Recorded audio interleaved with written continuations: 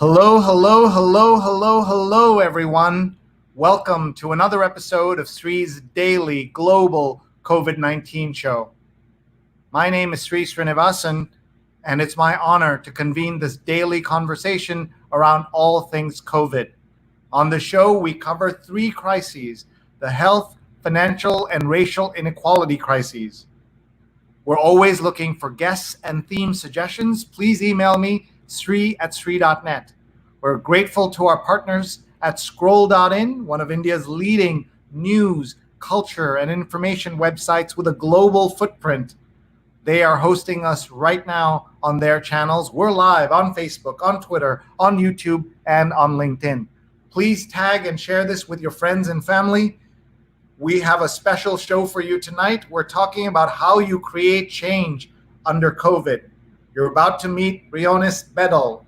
She's a California teenager who got Trader Joe's to change the names of products with racist names, such as, get ready for this, Trader Jose's, Trader Ming's, Trader Arabian Joe, Trader Giotto, Trader Joe-san. These are all names of actual products that you may have seen and enjoyed at Trader Joe's, but she started a petition and changed the world. She'll be with us in a couple of minutes. Hi, everybody. I'm Sree, and I'm delighted to have you all with us tonight. I'm the Marshall Loeb Visiting Professor of Digital Innovation at Stony Brook School of Journalism, and I'm the co-founder of Digimentors, a social, digital, and virtual events consulting company. If you have a virtual event that you are putting together, call us. Our motto: don't cancel or postpone your in real life event without talking to me. My email address is right there, sree@sree.net. Please get in touch if you have any questions. I'm trying to understand the world of virtual events. We have done more than several dozen each month through this COVID crisis. Thank you all for being here. We're live right now on Facebook, on Twitter, on YouTube, and on LinkedIn. And we want you to tag your friends, share this with your friends. And if you're on YouTube right now, please hit subscribe. One of the things I did on my summer vacation, not really vacation, just COVID-imposed quarantine, is work on my YouTube. Our YouTube channel is youtube.com/Sreenet. I'm trying to learn how to get better at it. I have so much more respect for all the millennials and Gen Z folks who figured out how to use YouTube as a creator. I'm a great consumer of YouTube, but I'm learning how to create on it. So much potential and so much work. Please connect with me on YouTube at Sreenet. We also have a newsletter. I hope you're a subscriber. YouTube, you can find it at sreenet.substack.com. It's right there on the screen, sreenet.substack.com. We want to start by thanking our producers who make it possible for us to do this show. And we want to thank our producers, Vandana Menon, Vandana_Menon on Twitter, and Rose Horowitz, Rose Horowitz 31. Please follow them and check out our shows. We've had 132 shows, 200 in the first 125. We had 234 guests from 48 cities and 13 countries. 143 of them were women. We've had doctors, nurses, authors, journalists, CEOs, founders, teachers, and professors. And you can find them all in our archives. Where are you watching from? Tell us. We'd love to know, and we'd love for you to say hello to our young activist who's here with us today.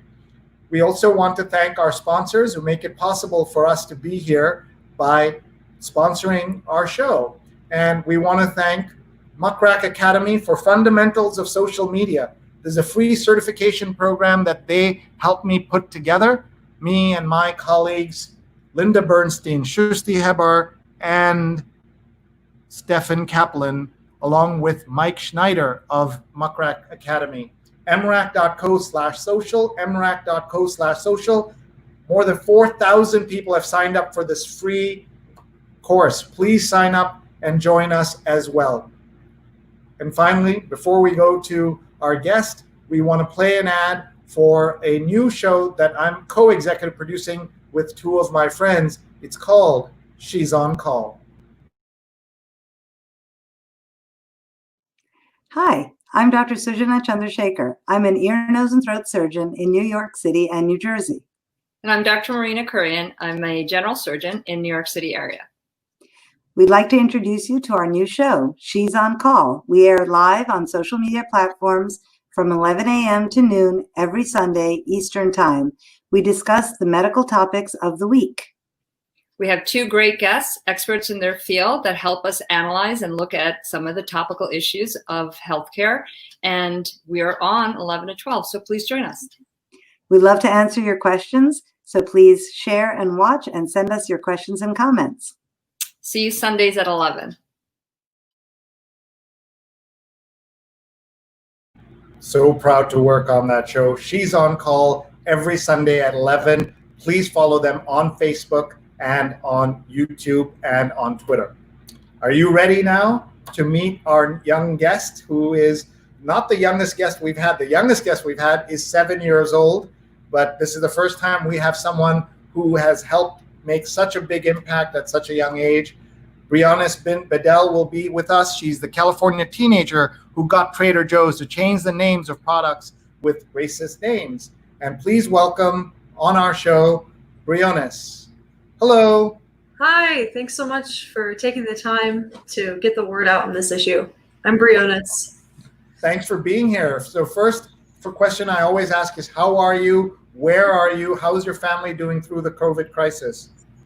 I'm doing well. It's definitely been an eventful couple of weeks for me. I'm in the San Francisco Bay Area in California, and my family and I have been lucky enough not to have experienced any direct effects of COVID, but being in the house with my younger siblings has driven me a little bit crazy for over the past couple months. But thankfully, I'm healthy, I'm well, and I'm excited to be working on something that I care about. So let's start at the beginning. Tell us how this all came about, and then we'll show people your petition.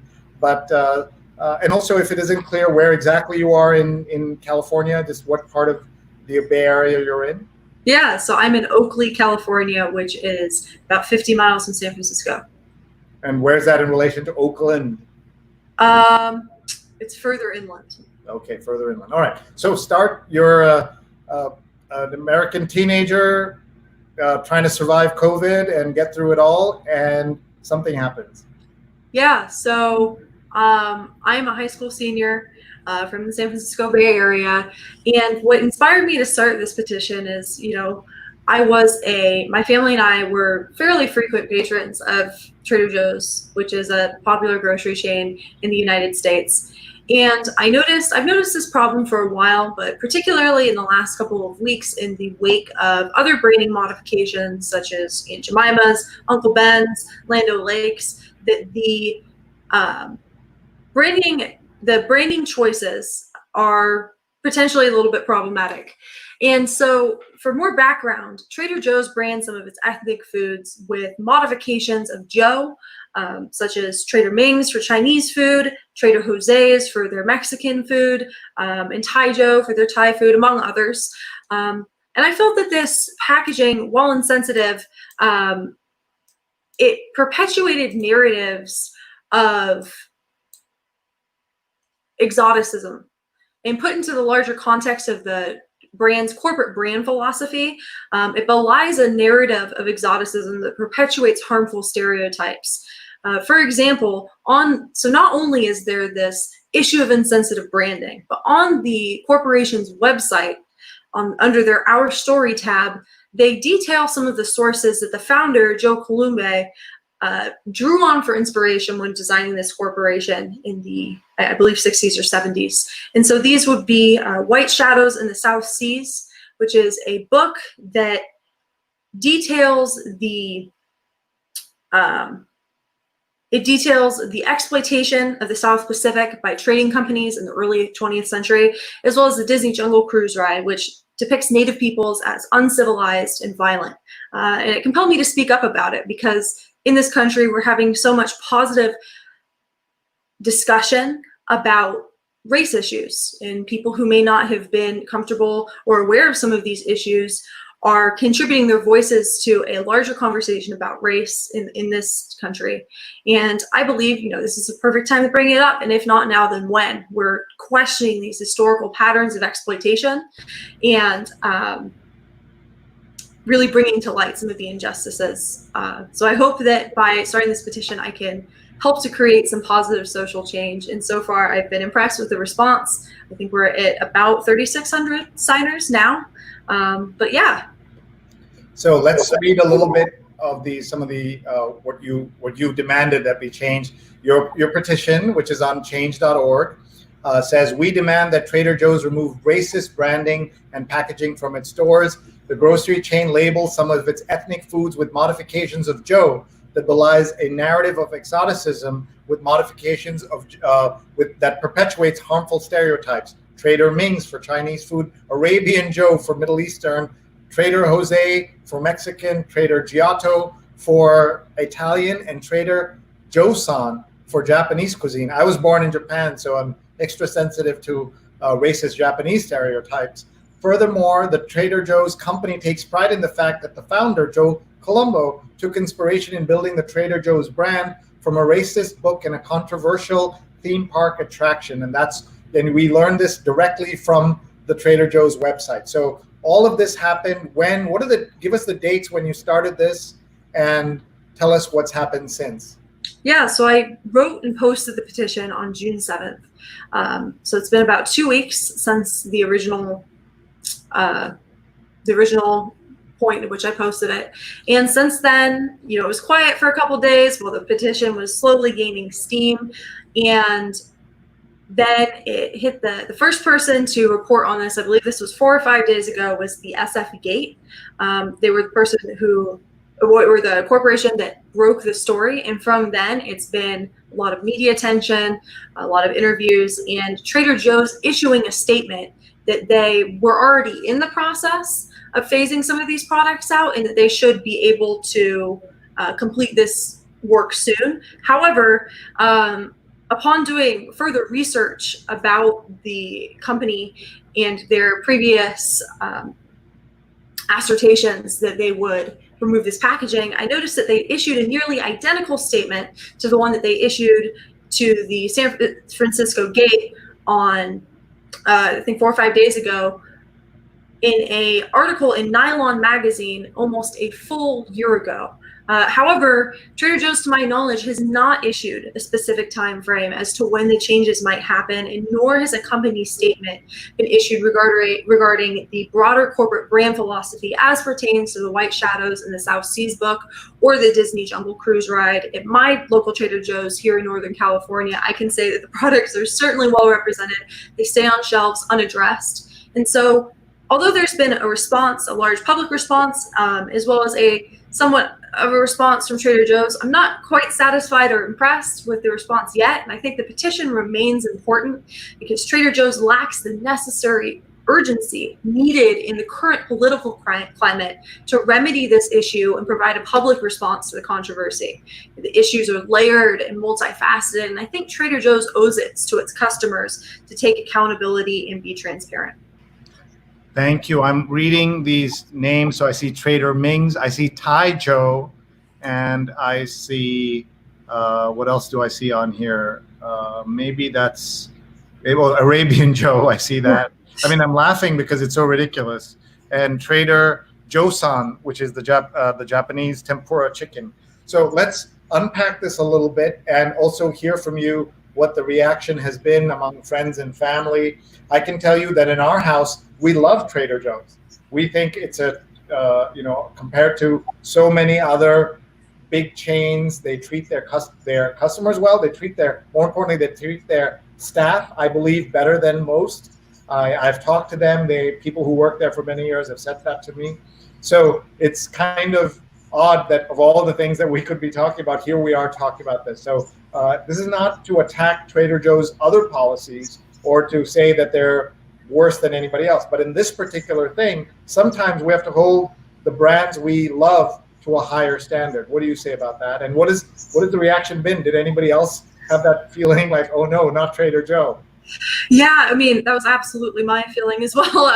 I'll admit, my family and I were fairly regular patrons of the grocery chain, and it came as a bit of a shock. Like I had noticed it before in passing, but when I actually stopped to think about why this branding was so insensitive and the fact that it's continued for this long, I was genuinely surprised. There seems to be such little negative press about Trader Joe's in general because they have this almost cult-like fan base here in the United States, and it feels almost as if that nobody can criticize them without getting a significant amount of backlash. And I've certainly experienced that. There's been a lot of negative feedback from people who either love the chain or feel that this is detracting from issues that are more pressing.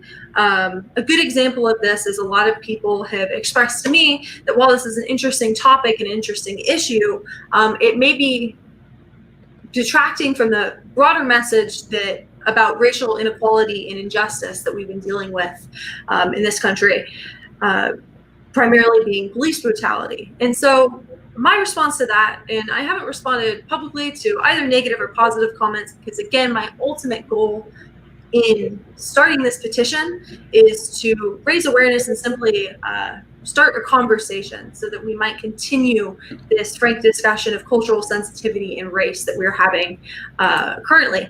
However, I've given some thought to this because of some of the amount of negative feedback. And I think that, the branding is insensitive, but you could call this issue trivial, but I believe it takes on another layer of symbolism when we consider the other issues that we are currently reckoning with as a country. Some would argue there are clearly more serious issues that are going on right now. Like I said, things like police brutality, in which actual lives are lost, clearly affect people more in the day-to-day. And however, I've noticed this particularly among my peers as a high school student. There's this heightened sense of awareness given to identifying and then weeding out systemic racism on all scales. For example, police brutality affects someone very tangibly in an immeasurable way, but the fact that statues, university buildings, and military bases are still named after Confederate soldiers makes many people feel unwelcome in their own country.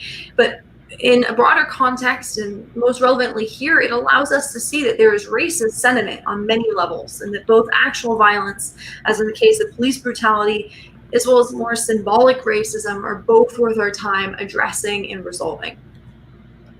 Thank you for saying that and sharing that.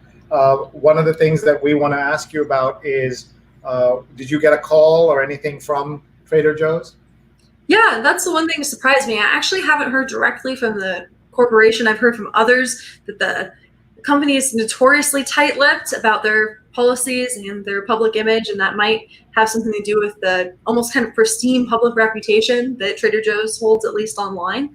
But I haven't heard anything directly. I would definitely appreciate a response at some point to the petition, as I think that Trader Joe's should either commit to a date in which they should phase this packaging out, or they should remove the insensitive branding. I've seen a lot of headlines circulating saying that essentially the fight's over and that it's been resolved, but I think there's definitely there's more to go. Like, it hasn't been won yet, and I'm excited. Why is that? Just to be clear, yeah. So I did see headlines like that, and they issued a statement. I'm going to try to find that statement, but you can tell me why you're saying the fight isn't over.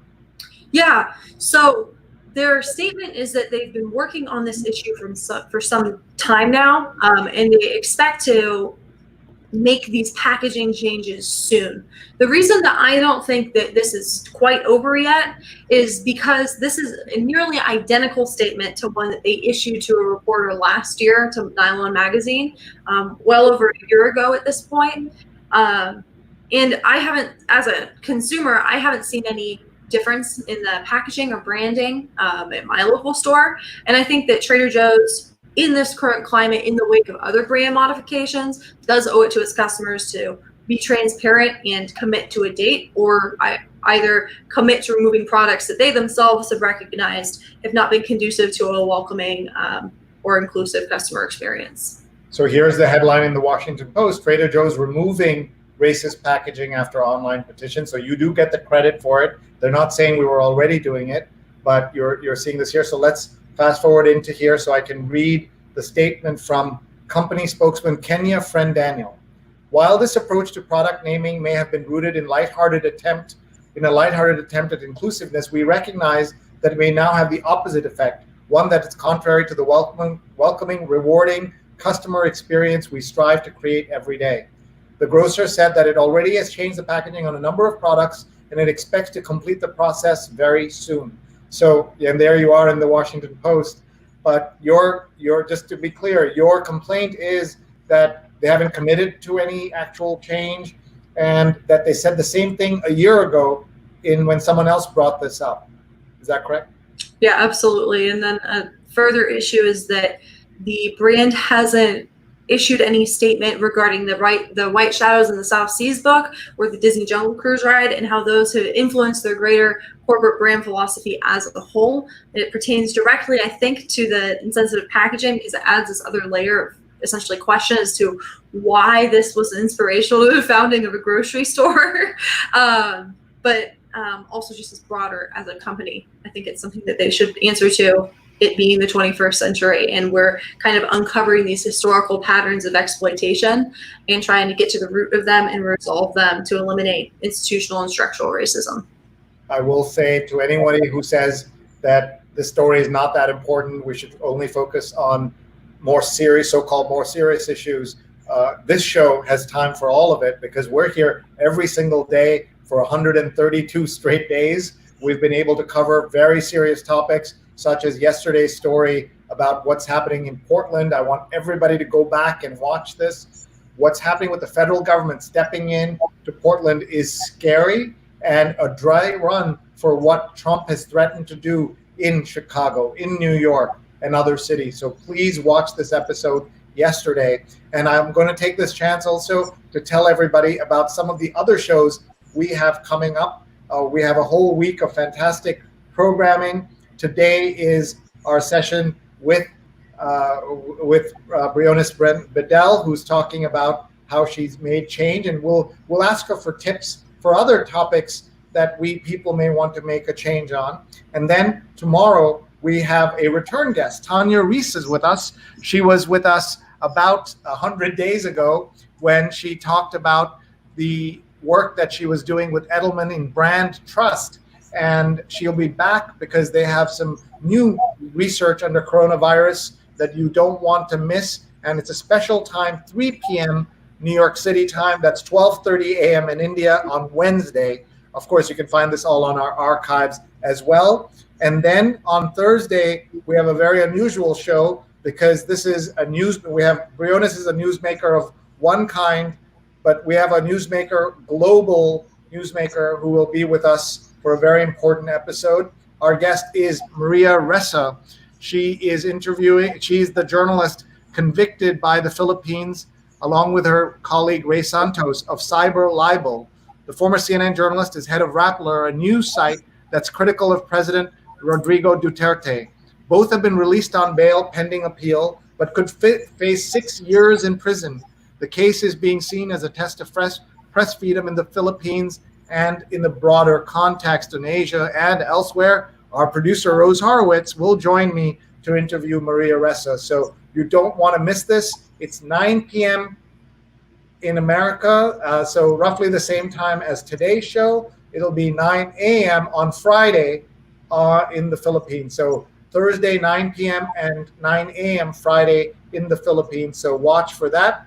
And then finally, there's a huge show, a trending top 10 show in American Netflix that we wanted to learn more about. It's called Indian Matchmaking, and some of you may have seen this already. Obviously, many of you have seen it because it's doing so well. And we have the executive producer of Indian Matchmaking and one of the characters on the show, one of the participants, one of the reality stars of the show. Vyasar Ganeshan will be with us along with Smriti Mundra. She's also the Oscar-nominated director of St. Louis Superman, and you don't want to miss this. It's on Friday night in New York. That'll be Saturday, 6:30 a.m. in India. So lots going on. Thank you so much for watching. We're going to go back to our conversation with Briones as she talks about what she's learned through this work. And you should know that Briones says she's a youth human rights activist. So tell us what that means first. Yeah, so prior to this experience writing and promoting Petition for Trader Joe's, I've been involved in work that aims to protect intangible cultural content and heritage in archival institutions such as museums, archives, and libraries, and how they can curate and display traditional cultural content in a respectful manner while employing free, prior, and informed consent standards when working with source communities. Previously, I presented on these issues at the World Intellectual Property Organization and a variety of other venues, but I think my prior interest and involvement in these topics, although these topics are unrelated, they are adjacent, and they may be more sensitive to what I perceive as the trivializing impact of Trader Joe's branding, which then compelled me to speak up about it. Because the central issue at the heart of all of this is that when any community is not allowed control over their representation, harmful stereotypes and caricatures are allowed to be perpetuated. And while this might seem sort of unrelated to a store's choice of branding, I think we can derive and then apply some of the lessons learned here to other cases of cultural insensitivity, as in the case of Trader Joe's branding of ethnic foods, with titles such as Trader Ming's, Trader Jose, etc. And you know, there's been a lot of talk about why exactly is exoticization a harmful tool instead of a harmless sort of. Lighthearted is the word they used, yeah. Huh? They use the word lighthearted. Lighthearted, yeah. So, you know, I don't personally, and I understand that some people may disagree with me, but I don't personally see it as a lighthearted attempt at inclusion, because even if that was the aim, the effect of it, and we've seen this with some other controversial packaging, is that these brands aren't really cultural celebration or representation. They're shells of the cultures they claim to represent, because they rely only on caricatures and vague ideas and not anything of actual substance and legitimacy. My prior work on intangible cultural content is different, because in this case there's no community or communities to work with in order to make sure that, you know, representation is correct. I'm not necessarily suggesting that, because their branding doesn't actually represent actual cultures. It's only stereotypes of cultures, and they need to remove the names because they don't really seem to serve any purpose whatsoever. I mean, under the Trader Jose's label, there's food sourced from New Mexico, Mexico, and Spain. Under the Trader Ming's label, there's pad thai, gyoza, pot stickers, and satay. And it begs the question, who are these characters exactly? And who, in, you know, Trader Joe's words, do they aim to represent? All their products, I mean, in the baseline is that all their products could just be named Trader Joe's. The branding doesn't seem to serve any real sort of advantage. It's not funny or cute, in my opinion. And furthermore, there's no real defense or explanation as to why these foods are exotic or even authentic, as many of the packages claim. You know, it's insidious because it's subtle. It's a tool of othering, and there are microaggressions, in my view, because, and this is a problem because microaggressions inevitably escalate. When we accept this baseline level of stereotyping and othering, we're more likely to accept larger transgressions down the road. Thank you for all your work on this. I also, of course, am thinking about the other big grocery store kerfuffle that's going on right now, which is around the Goya brand. Yeah. And most people know Goya, a brand that is very popular in the United States, not just by people who like to make so-called Hispanic food, but anybody who wants particular kinds of vegetables or canned goods. They're only available often under the Goya brand in many supermarkets and things. The CEO went to the White House and said very nice things about President Trump, and the internet lost its mind. The folks who hate President Trump called for a boycott, and then some others who support President Trump started buying Goya food. So overall, I think all it did was bring attention to Goya. There's a New York Times article right here. It says, beans, boycotts, and the politics of pantry items. So this all broke before your story. Otherwise, that would have also been thrown into this. There wasn't a boycott really needed because it seemed to us that things have already started to be fixed, but you're not completely there yet. in terms of what happens next. But one of the things we do on the show is we have a global tour where people come in and share where they're watching from. So I wanted you to watch and respond to some of these folks who are watching, and tell us if you've been to any of these places. If you've, I don't know if you've had much of a chance to travel. We should remind everyone who's watching, our guest is a high school senior, right? A rising senior, as they say. When people ask her, what did you do during the summer? She'll say she changed $1 billion corporation and helped bring attention to racial stereotyping and brought some change. What did you do during your summer? Well, what a lot of us will be wondering and saying, wow, this young person has outshined us all. Let's see who's watching. Rajan is watching from Long Island. Have you been to New York? I have. Okay. I really enjoyed it. And from the East Village is Jonathan Borstein, who's watched for 132 straight days. Hi, Jonathan. Hello. Hi, Jonathan. He says where the local bodega is still preferred over Trader Joe's. As I said early, if you missed it, we are big fans of Trader Joe's in our household. And I never noticed these titles, so that's on me that I didn't notice them. But it doesn't matter. You know, there are certainly more famous grocery stores that are have much worse reputations in how they pay their staff, how they treat their customers, etc. Trader Joe's has a good reputation, and I've talked to workers there. They seem generally, you know, within the context of how we treat people, essential workers in the midst of COVID pandemic and everything else, they are relatively considered to be good guys. So this might have surprised some people that this is the company that's getting called out on this. So we'll keep that in mind as we go along. Have you been to India by any chance? I haven't. All I'd right. always like to, though. Yeah, so Anand is watching from India. Giant says good morning. Makran says namaste from Curry Hill, also known as, there's a place called Murray Hill, so we call it Curry Hill because a lot of Indian restaurants there. And Neil is a Trader Joe's fan from Springfield, Virginia. He and his young daughter were on our show together. She was our youngest guest. She was 7 years old, and she talked about life under COVID as a 7-year-old. And here you are at 17 with us. Paula Kiger is here. She and Neil produce our amazing weekly show called the New York Times Read Along, where we read the New York Times out loud, sort of like crazy people.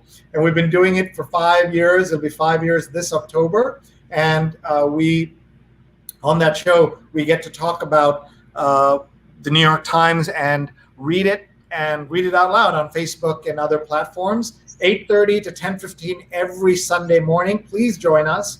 This week, we're super excited. Anthony DePalma, a 22-year New York Times reporter and foreign correspondent who has reported out of Latin America, Mexico, Cuba, and other places. He's a legend, and he will be with us this Sunday at 8:30 a.m. Eastern Time. I presume, like all good 17-year-olds, our guest hasn't seen 8:30 a.m. on a Sunday unless she has to. That's fair. But we should point out that we have guests in California when it's 5:30 in the morning who join us. And a little later, we'll be joined by Doug Levy, who many of you have met. He's been on a guest on the show multiple times. He is going to tell us what happened today at the White House when the first coronavirus task force press conference in months happened publicly today. So we'll hear about that, and also about the newsletter he writes that nobody should miss. His Twitter handle is SFDoug, and he'll be with us in a few minutes. Let's just keep going with this global tour. Have you been to Florida? I have not. Okay, so Neil says, I'd heard about the petition, didn't realize they changed the product names. Wow. So that's the speed at which things are happening. And Rose is one of our producers who found you and booked you like that. So thanks to both of you. Julia is watching from Brooklyn, amazing photographer. She has a great show of her own. It's called Navy Yard Neighbor, and she's in the Brooklyn Navy Yard. And all these great folks here. Stefan, who also has a great show called the Spin It Social Hour, is with us, and he's on my team at Digimentors.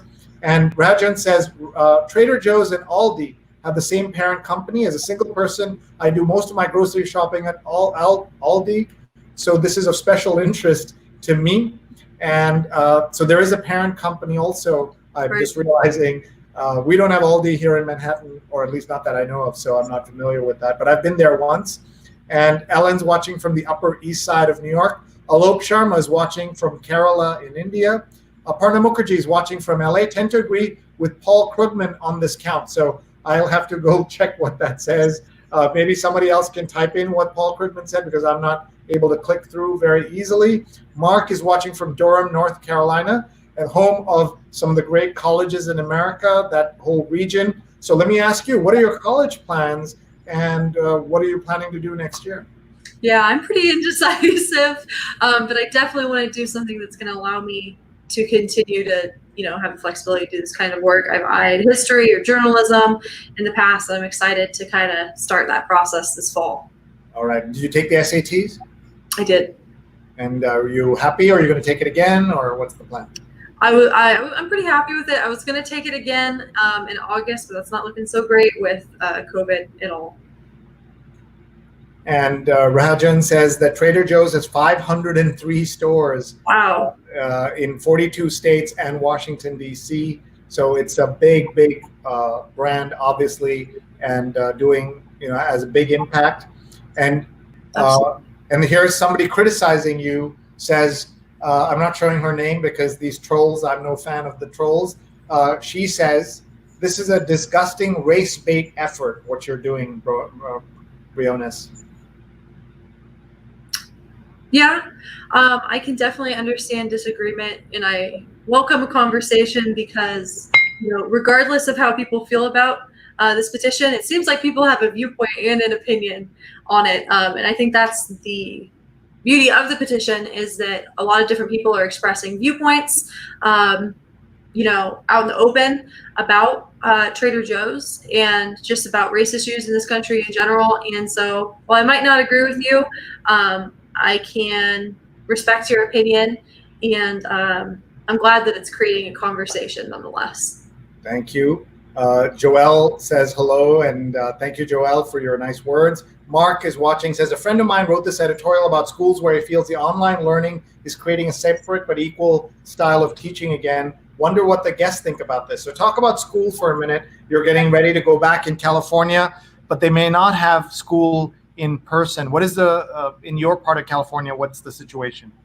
Yeah, so I'm a private school student. I actually go to Stanford Online High School, so I was online before the pandemic.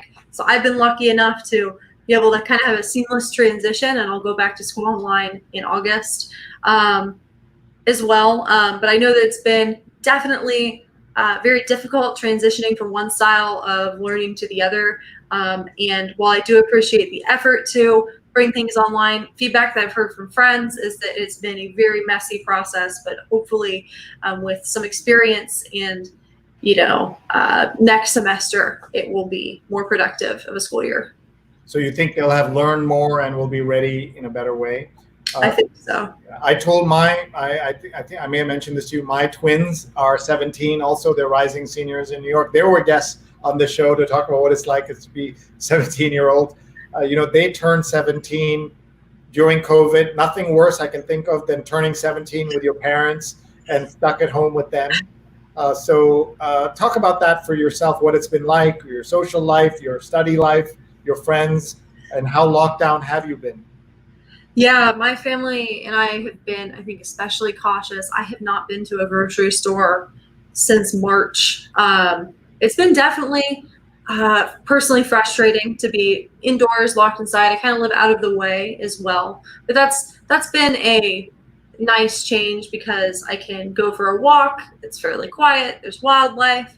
And I've certainly found things to keep myself busy during this quarantine. And although I'm disappointed that it's continuing, as long as it has, I understand the necessity.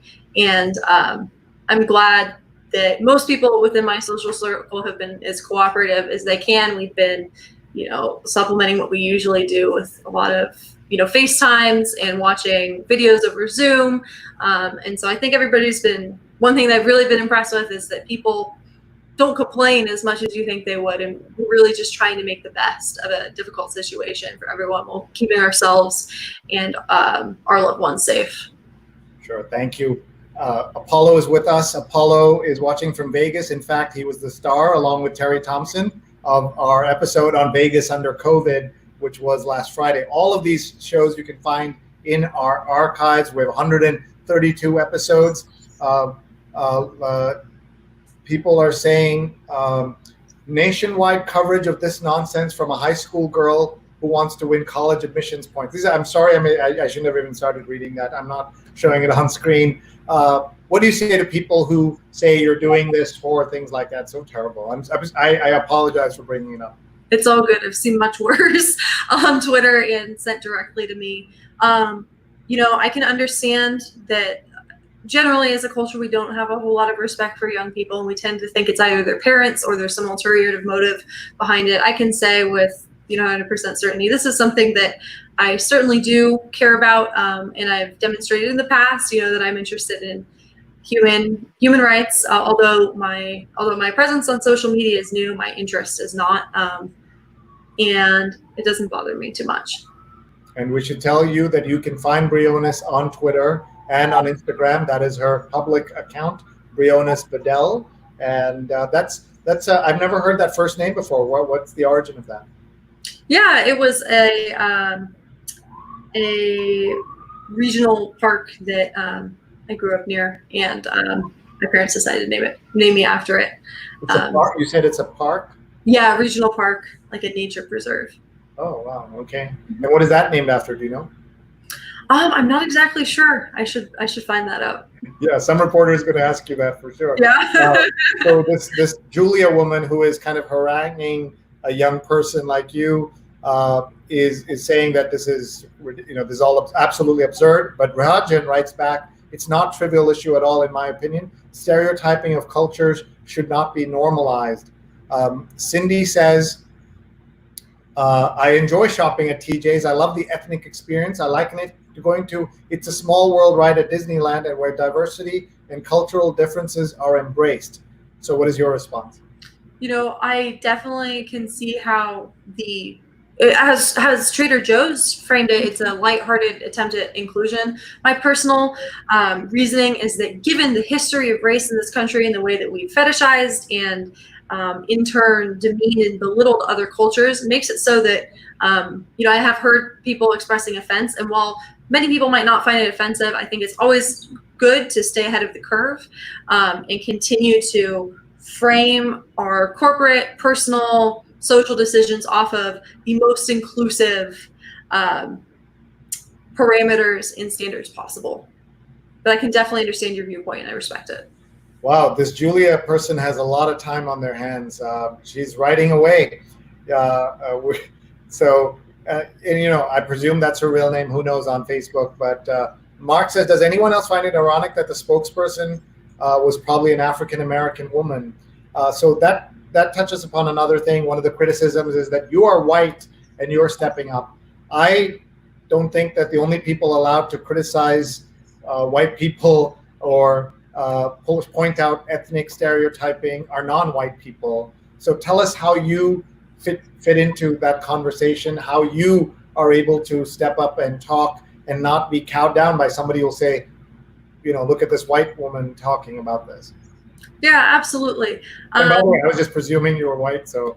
No, that's how I would identify. I totally understand some of the backlash, right? That essentially, I think that at the heart of it is that I haven't lived the same experiences as many of the people that I'm aiming to not represent, but essentially remove those ethnic stereotypes from the Trader Joe's brand are represented by.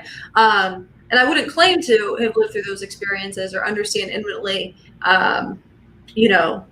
exactly how that experience affects people. However, given some of my background talking about cultural heritage and listening from others that have expressed concern about trivializing, I think from an academic standpoint, I can understand the history and reasons behind why this kind of branding is insensitive and demeaning. And I hope to continue to hear from others about their viewpoints and again, start a conversation. I'd like to essentially be a facilitator rather than trying, I certainly have my cause and my opinion, but I'd like to be a facilitator of a broader discussion rather than trying to detract from a broader narrative or bring attention away from other voices in the conversation.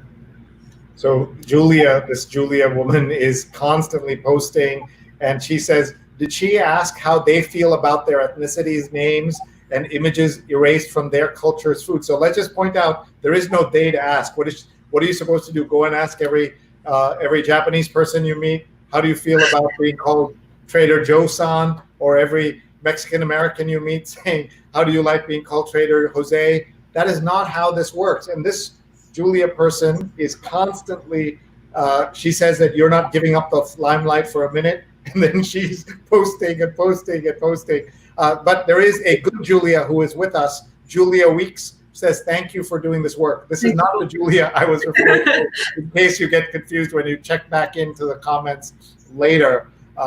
So many comments coming in. We want to, oh my God, I'm trying to skip past the other Julia. She has so much time on this. Macron says, Briones, I think I need to learn a lot from you. Thank you. So that's also the kind of reaction we're getting.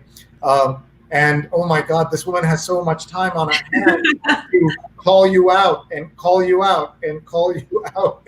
Hey, it's attention to the cause. I try not to be offended by it. It's clearly stirring up emotions, and my intention isn't to offend anybody. But again, I'm open to hearing all sorts of different viewpoints. And again, I'm surprised that it's made this much of an impact in this, national attention, and I'm incredibly grateful. International attention. Yeah, I guess that's true. Yeah. I had a friend call me from Denmark this morning saying that it was on the news, and I was like, oh my gosh, I never would have imagined. And Apollo has good advice for you. He says, you're amazing. Never let this go. Oh, thank you. That's great. And you don't need anybody's permission, but you're doing it anyway. And he says he himself is a huge Trader Joe's fan, didn't notice the titles. And they're easy to miss. Yeah. Rajan says, I hate microaggressions. As an amateur photographer, I've heard too many times Asians with cameras remarks over the years, and then told I shouldn't be so sensitive and that you're only looking for something to be offended about. And I have two 17-year-olds, as I mentioned. They are much more alert and aware of racism. And when even someone like me, I'm an old, and so I step over the line because of just being old. And so I've become much more aware thanks to the 17-year-olds in my life. And lots of other comments coming in from everywhere. We won't be able to go through them. If you get a chance, this other Julia is still going on. She has so much time. Imagine if she just spent that energy doing something good in the world. But she has decided to attack a 17-year-old in public again and again and again and again. And just amazing.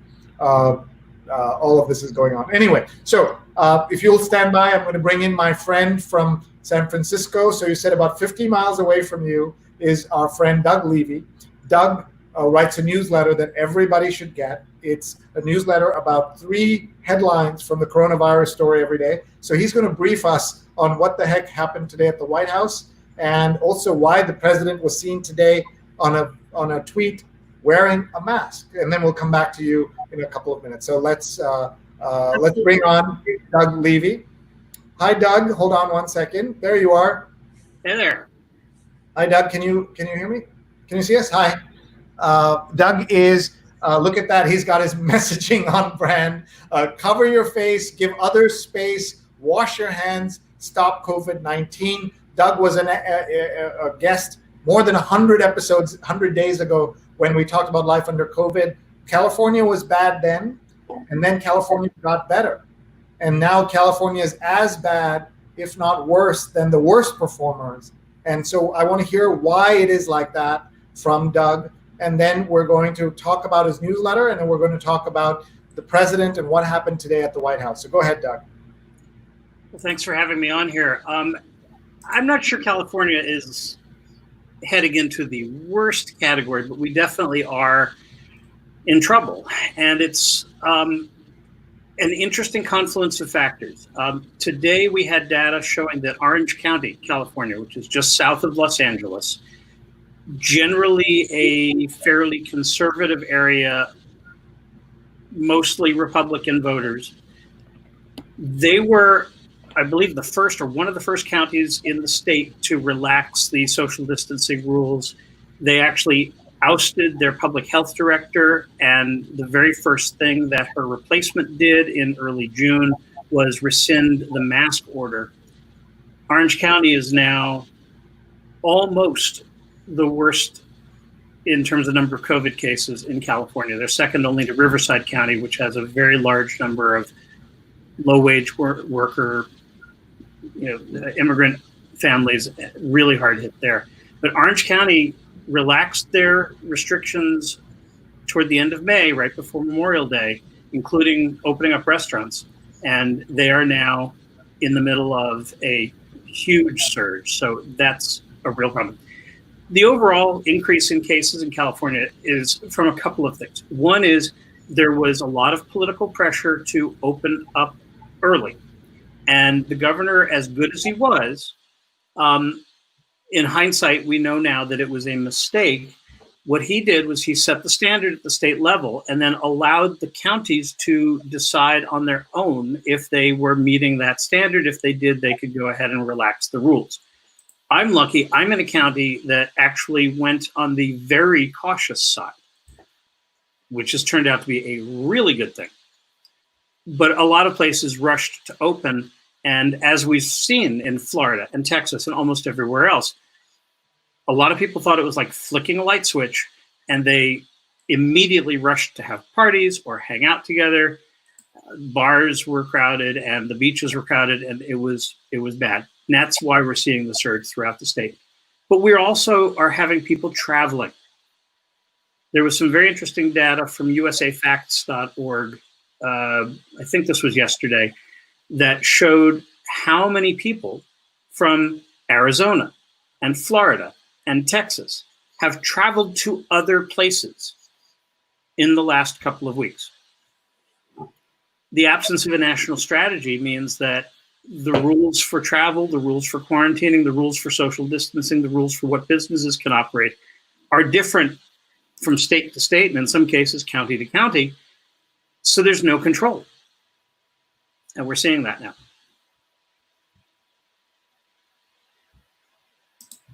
Thanks, Doug, for sharing that. Let me ask Briones, how come you and your friends haven't kind of gone with the more relaxed rules now that California opened those a few weeks ago?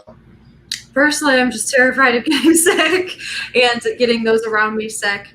I have friends from a variety of different political, alignments, and I've seen the essentially anti-mask sentiment growing, and I don't want to be a part of, I don't want to essentially encourage in any way, shape, or form not wearing a mask, not social distancing. I want to take as many precautions as I can, and I think also already coming from an online school and a lot of online interaction, it's been easier for me to transition, although I definitely 100% understand the urge to want to go out there and socialize with your friends and go back to life as normal. Although there is this growing sentiment that it might not return to life as normal anytime soon, if ever. And that's so sad to hear a young person who is otherwise optimistic and wants to change the world have to think like that. Doug, I want to ask you a direct question. You're in the part of the country that was the earliest to shut down, thanks to the mayor of San Francisco, London Breed. And do you feel at all that by reopening too fast and giving in to those conservative voices in Orange County and elsewhere, that the work, the sacrifice, the effort, the pain of the first 100-something days has been lost? A lot of it has been lost, no question about it. I also think that we are absolutely better off having done what we did. But the reality is that, and I actually feel even worse for the people. Here in the Bay Area, we've got a fairly well-educated population. Private sector employers actually shut down even before it became a government mandate. So there was a tremendous awareness of why the shutdown was happening and what it meant and so on. And we have a lot of people that could work from home.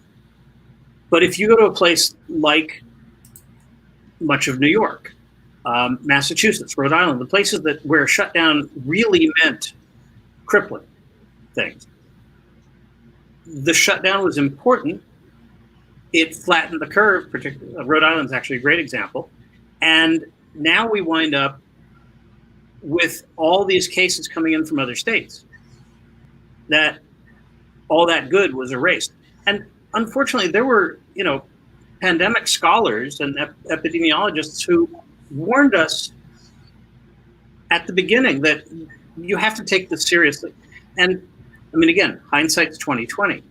If you look at how other countries handled the mitigation strategy and the containment strategy, the places that did a hard lockdown where people literally stayed home, not stayed home except when you felt like going outside, like in Italy, they got control of their epidemic by shutting down.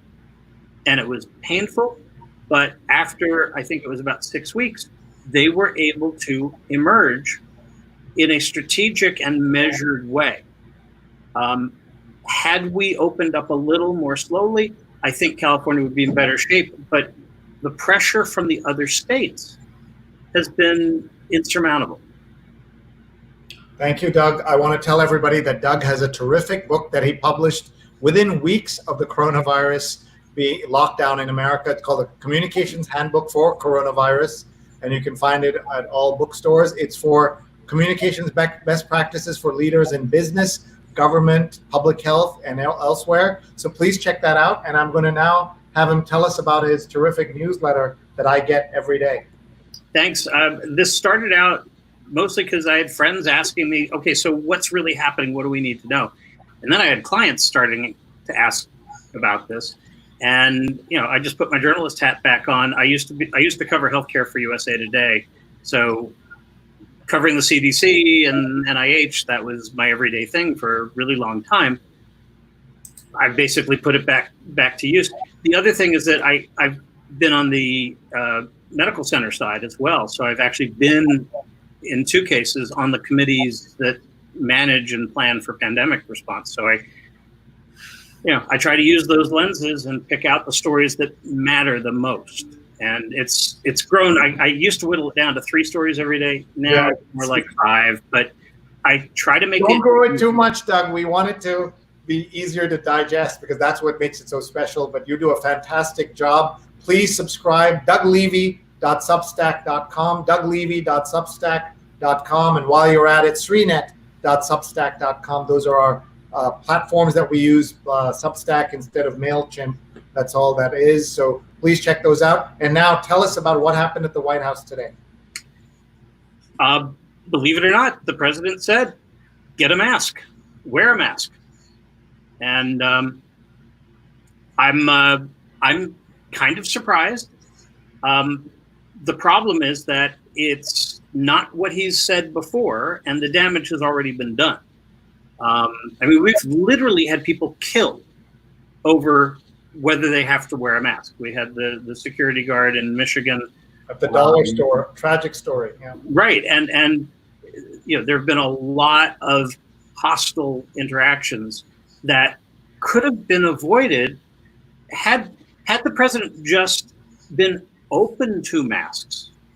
One of the things that he said today is that he's never opposed them. Well, we know that's not true. Not true.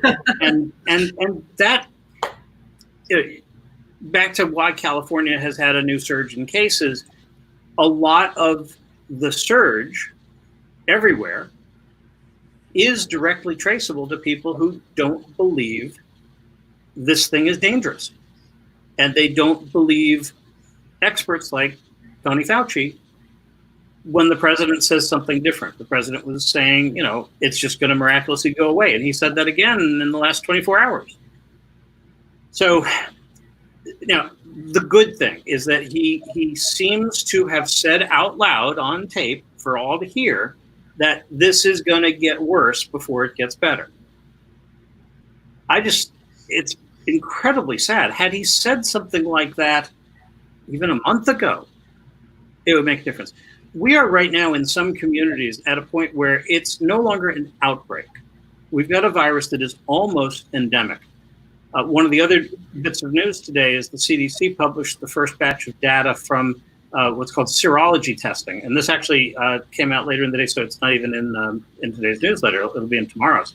But what they've done is they're looking at pools of blood samples from commercial labs in different metropolitan areas and testing all of them anonymously to determine the prevalence of COVID-19 infection in the population. And based on, I believe 10 cities have been studied so far, going back as far as about April. The CDC is now estimating that the actual number of COVID-19 infections is anywhere from 2 to 13 times higher than what we know. Wow, that's really scary. Yeah, but there was a survey out this morning that showed a third of people in the United States think the death numbers are false and that it's actually not killing people. And of course, they are false, meaning they're actually undercounting, but we're told they were overcounted. You're listening to all of this, so I want to get the 17-year-old's perspective on this. And after you tell us that, what your reaction is, Briones, people are trying to read the book titles behind you. So maybe you'll tell us what those books are after you tell us your thoughts here. Yeah, of course. So I think it's incredibly unfortunate that we've had leadership that has, you know, at the baseline level, let's say, I mean, I believe entirely in the science that masks do work. They're instrumental in controlling the spread. But let's say that there is some question as to whether or not they work. Having basic consideration and compassion for your fellow citizen, and even for yourself, your self-protection, I think I'm definitely surprised. I'm pleasantly surprised that the president has come out and said that, you know, masks are a good thing, or at least an acceptable thing. I wish it would have happened sooner, because I think there's been a lot of unnecessary suffering and death as a result of that encouragement. But I think it speaks less to any one person's particular leadership, but also a cultural kind of sentiment that many Americans have, which is, you know, it's up to individual choice, and it's a message, and it's a vehicle by which to, you know, express your free speech, which I think is unfortunate. And I think we should focus a little bit more on empathy and consideration. Also, the book titles. There's Atlas Obscura. I love that book. There's Ocean. Sorry, you know, when you look away, we're missing what you're saying. Do you mind bringing them? Do you mind bringing them up? Do you mind doing that? Yeah, so sure. So you can hold them a little closer. If they're, you can slide over and pick them up. Okay, great. Okay, so we'll just take you off camera while you do that. Okay, sounds great. Thank you, folks. In just a minute, we're going to We're going to do one thing that we do on this episode on the show every night. We say their names. I asked Kimberly Crenshaw, the great professor, on another show. I asked her, how can we as allies participate and help? And she said, say their names. And we're going to do that in just a few minutes. By the way, our friend Julia the Troll is at it. She's just going on. And Rajan went out and found out that she's a Phi Beta Kappa using her energies incorrectly. We're not trying to dox her or anything. This is who she is. She's using her name. She's out there. She has, anybody who goes on my Facebook can see it. She's out there posting. But this is, and she's asking Doug to ask Briones the same thing I already asked her. Why is a 17-year-old white teenager qualified to do all this? We already asked this, asked and answered by Briones about what's happening. So Briones is now going to tell us the titles of the book she has. Yeah, so one of them is Atlas Obscura. It's a great book. Sorry, hold that again. Hold that up again. Atlas that's a fantastic book. Started as a website or blog. Yeah, and I have the calendar every year now. I really do appreciate it. And I'm a big animal fan, big into wildlife. And this is the other one. Hold it up higher. We got to hold it up higher. Okay. There you go. The Guide to Marine Mammals of the World by Peter Falcon something. Okay.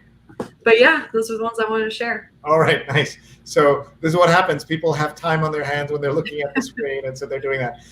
So with that, we're going to now say their names.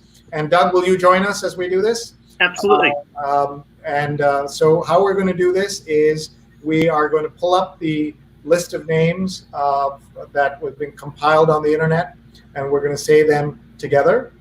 And let me just pull up first to show everybody how we used to do this alone.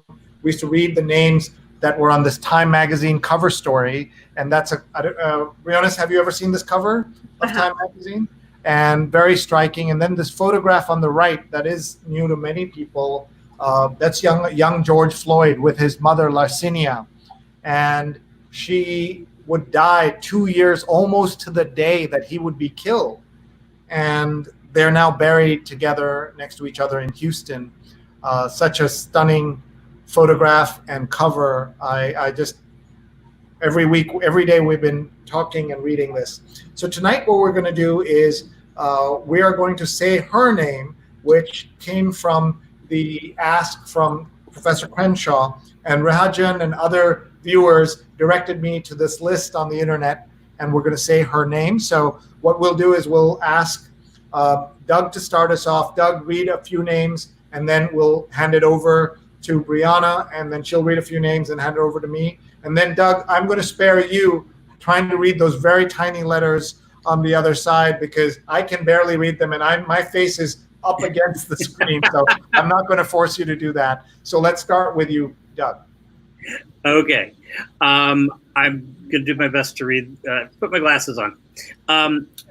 Brianna Taylor, Atliana Jefferson, Charlena Siobhan Lyles, Corin Gaines, India Kager, Sandra Bland, Alexia Christian, Maya Hall, Megan Hockaday, Janisha Fonville, Natasha McKenna, Tanisha Anderson, Aura Rosser, Shanika Proctor, Michelle Cousseau, Pearlie Golden, Gabriela Navarez, Yvette Smith.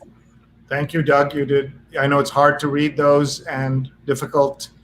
One of the things as we read the second list, Briones is going to start us on that. Just keep in mind, how many of these names have you heard before? The answer is going to be very few. Even in this situation, the stories of the men are better known.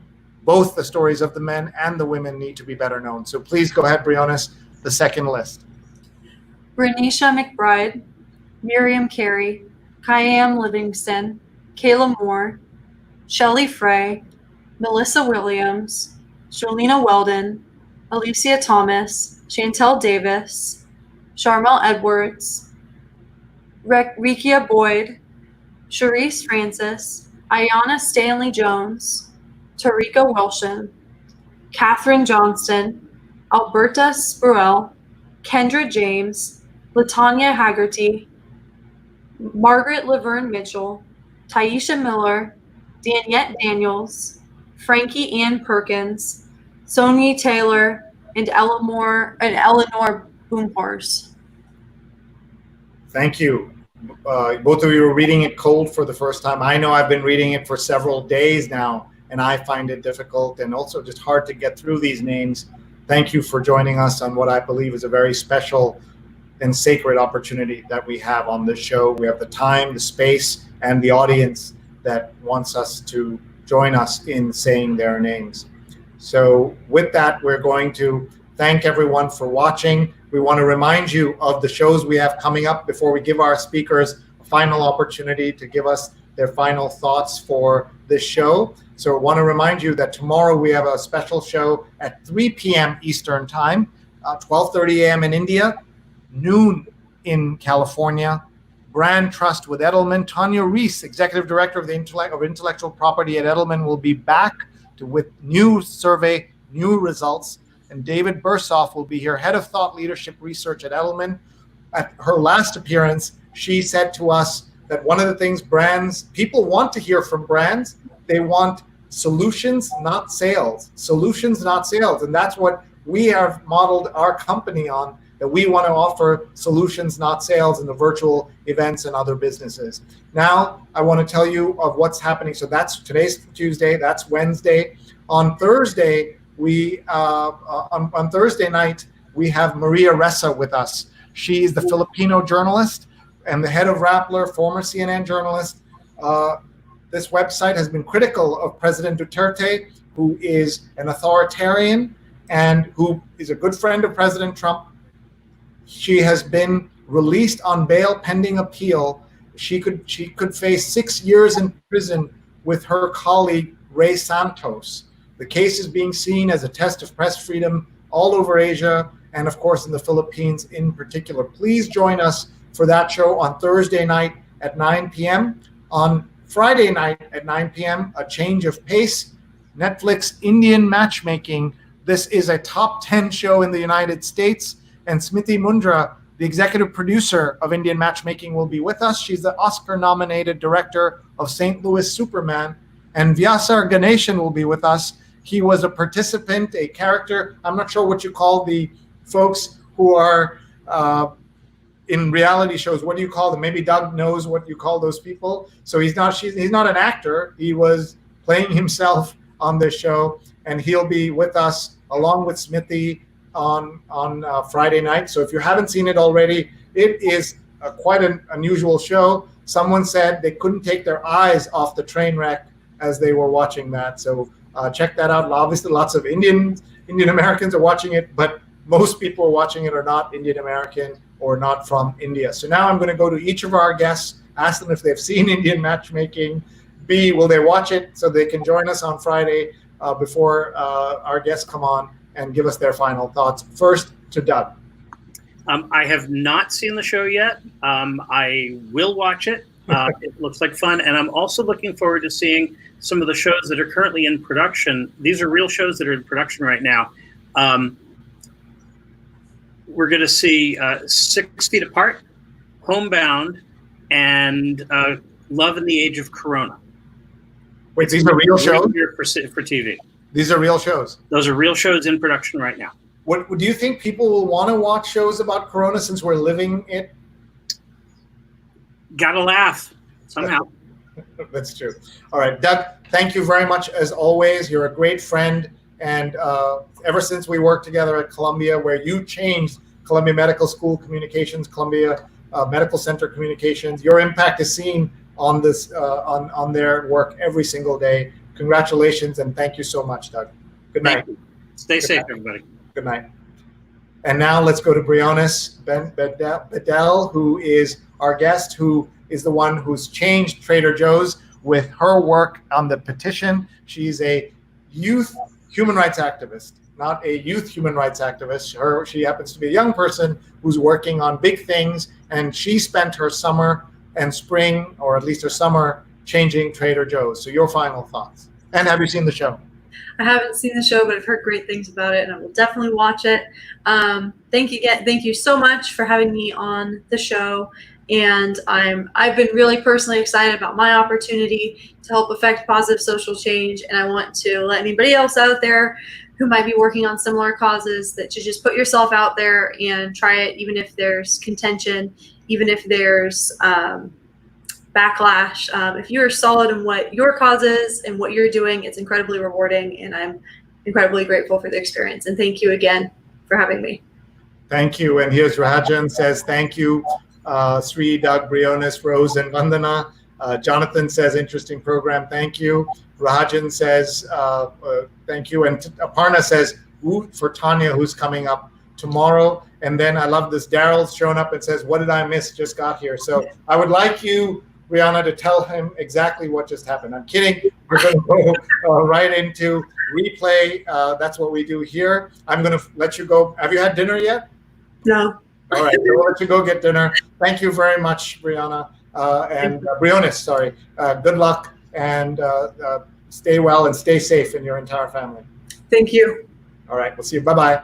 And folks, that's it. That's our show for tonight. Thank you so much for being here. Thank you for your support. A big shout out to Rose Horowitz, our producer and guest booker extraordinaire. She saw the idea and was able to find and book her immediately, Briones, to come on our show. I learned a lot. I'm sure you did as well. Thank you for your support of this series. 132 episodes and still going strong. We're looking for speaker ideas, guest ideas, and sponsor ideas. And so, as always, we want to thank our sponsors. Our sponsors are Muckrack Academy, Fundamentals of Social Media, a free certification course now available, mrac.co/social, mrac.co/social. 4,000 people have taken this course. It's Netflix style. You can watch for just a few minutes or at a time, or finish it in 2 hours or 2 days, 2 years, 2 months. Take your time, mrac.co/social. Sign up right now. You know, because you have friends or family or others who would benefit from watching that. We also want to thank our friends at She's on Call. Please check out She's on Call. This is a new show that's executive produced by me and Dr. Sujana and Dr. Marina. They had a fantastic episode day before yesterday. Dr. Wendy Sinta was with us. She's an Obesity Medical Association former president. Dr. Tamara Fountain is the president of the biggest ophthalmological society. And Dr. Sujana is past president of her ENT specialty. And Dr. Marina Kurian is the New York president of the New York chapter of the American College of Surgeons. She's on Call, 11 a.m. Eastern. See the archives, fantastic episodes. I am not on camera, and so I'm just in awe of these women and what they're able to produce. That's it, folks. Thank you very much. Thank you for joining us. We'll see you tomorrow at 3 p.m. Eastern or on the archives, youtube.com/Sreenet. Please check us out. Please email me. Let's find ways to collaborate, work together, learn together. Our guest again, we always like to tell you who our guest is at the end one more time so that you can, if you're joining us, so you'll watch the replay. Trader Joe's is saying that it will change the names of Trader Jose's, Trader Ming's, Trader Arabian Joe's, Trader Giotto's, and Trader Joe's. And I can't say anything else except thank you for